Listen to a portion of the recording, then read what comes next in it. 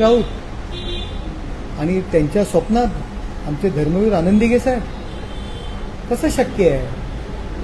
संजय राऊत यांनी कायम दिघे साहेबांबद्दल मत्सर व्यक्त केला. संजय राऊत यांच्या मुलाखतीमुळे दिघे साहेबांना टाळा लागला. त्यामुळे अशा माणसाच्या स्वप्नात दिघे साहेब कधीच जाऊ शकणार नाही. आणि हो, संजय राऊत आमचंही स्वप्न आपण ऐका. यांच्या स्वप्नात दिघे साहेब आले होते असं म्हणताय. माझ्या स्वप्नात हिंदू हृदय सम्राट बाळासाहेब ठाकरे आले होते काल. बाळासाहेब म्हणाले, अरे काय रे, आपला एकनाथ किती काम करतोय. भर पावसामध्ये तो रस्त्यावर उतरलाय.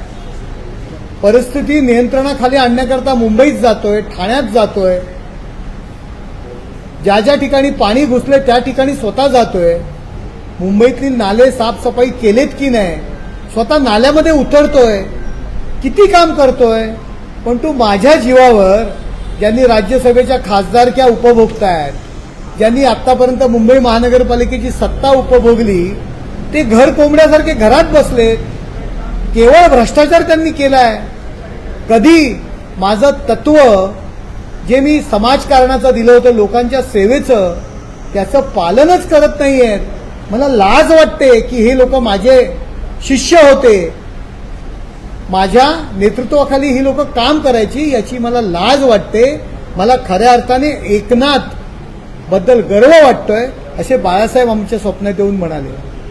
संजय राऊत आमचंही स्वप्न आपण ऐका.